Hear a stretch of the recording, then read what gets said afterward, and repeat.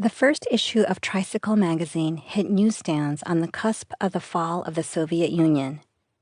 In her introduction to the subsequent winter 1991 issue, founder-editor Helen Tworkov comments on the recent August coup, praises the diversity of American Buddhism, and calls for the ongoing protection of political and religious pluralism in the United States. The penultimate paragraph of Tworkov's introduction includes a remark that would reverberate in Buddhist circles for years to come. The spokespeople for Buddhism in America have been, almost exclusively, educated members of the white middle class.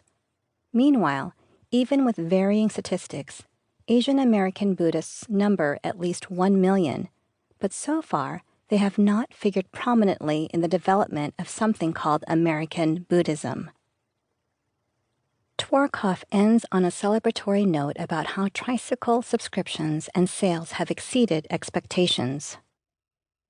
As a not-for-profit subscriber-based journal, your response is very important to us, she writes, pleased to be reaching readers in virtually every state in the Union. One of these readers was a Jodo Shinshu Buddhist minister and a professor at Evergreen State College in Olympia, Washington. He took up the invitation to write a response. Ryo Imamura, April 25, 1992. Tricycle. Letters to the editor.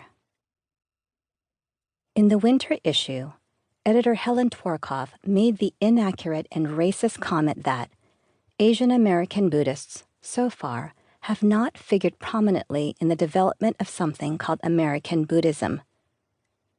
I would like to point out that it was my grandparents and other immigrants from Asia who brought and implanted Buddhism in American soil over 100 years ago, despite white American intolerance and bigotry. It was my American-born parents and their generation who courageously and diligently fostered the growth of American Buddhism, despite having to practice discreetly in hidden ethnic temples and in concentration camps because of the same white intolerance and bigotry. It was us, Asian Buddhists, who welcomed countless white Americans into our temples, introduced them to the Dharma, and often assisted them to initiate their own sanghas when they felt uncomfortable practicing with us. And it was in our battered and brutalized ancestral homelands that white American GIs and the tourists who followed were introduced to the peace and harmony of the Dharma in the aftermath of our many genocidal wars in Asia. We Asian Buddhists have hundreds of temples in the United States with active practitioners of all ages, ongoing educational programs that are both Buddhist and interfaith in nature, social welfare projects, everything that white Buddhist centers have, and perhaps more.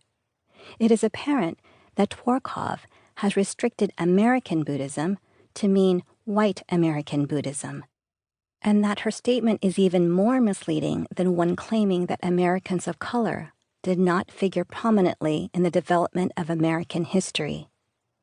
It appears to me that white and Asian Buddhists live in two discrete worlds and practice different forms of Buddhism, although they may use the same names and terminologies. Do not mistake me to say that white Buddhists do not practice authentic Buddhism. I am not saying that. It is just a very different form, one that is innovative and exciting in its own right. It is eloquent, dramatic, intellectual, impatient, proud, and so very clear. In contrast, we Asians are like Hundun, and like tofu, seemingly lacking the 7 discriminating holes in the head and persisting unobtrusively in new and often hostile environments. White Buddhists treat their teachers like gurus or living Buddhas, whereas we Asians regard ourselves to be fallible human beings who represent an honored tradition and not themselves.